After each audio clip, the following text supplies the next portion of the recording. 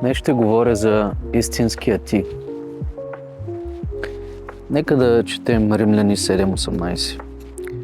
Защото знае, че у мене, т.е. в плътта ми, не живее доброто.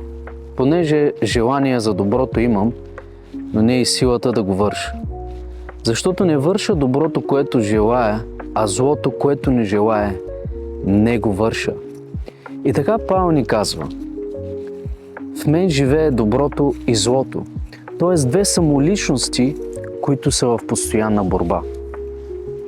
Галатяни 5:17. Защото плътът желае силно противното на духът, а духът противното на плътта, понеже те се противят едно на друго, за да не можете да правите това, което искате. Злото е желанието на плътта. Галатяни 5:17. А делата на плътта са явни. Те са блудство, нечистота, сладострастие, идолопоклонство, магьосничество. Тук магьосничество, това е когато манипулирате някой. Когато въпреки неговата воля, вие му казвате да направи нещо. Вражди, разпри, ревнувания, ярости, като ви предупредих, че които вършат тези неща, няма да наследят Божието царство.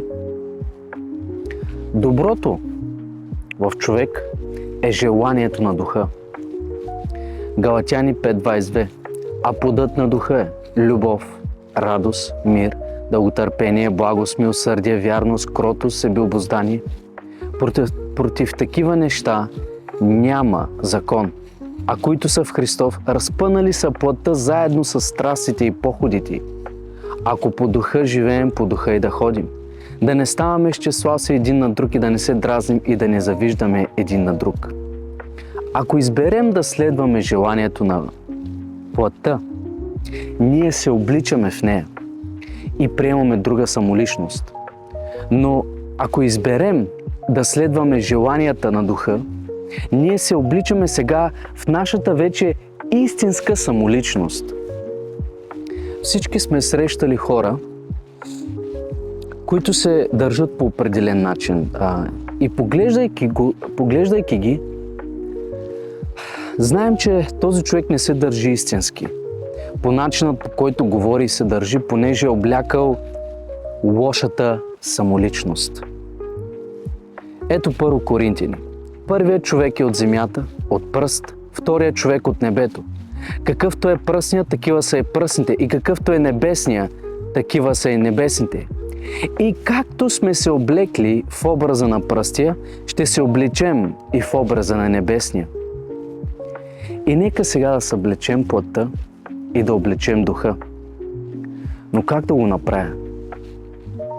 Понеже нямам сили, трябва да разберем, че не можем да я премахнем напълно, понеже е част от нашето тяло.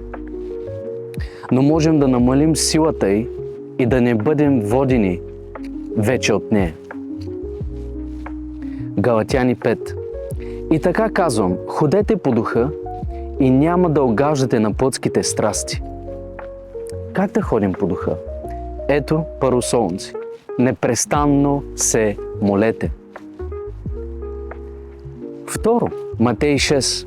А когато постите, не бъдете унили, както лицемерите. Защото те поначават лицата си, за да ги виждат човеците, че постят. Истина ви казвам, те са получили вече своята награда. Когато говоря за пост, не става въпрос за ден или няколко. Вижте, първо Солунци казва, непрестанно се молете. Това трябва да ни доведе до разбиране, че както молитвата е духовен акт, така и поста. И както молитвата трябва да е нашия начин на живот, така и постът.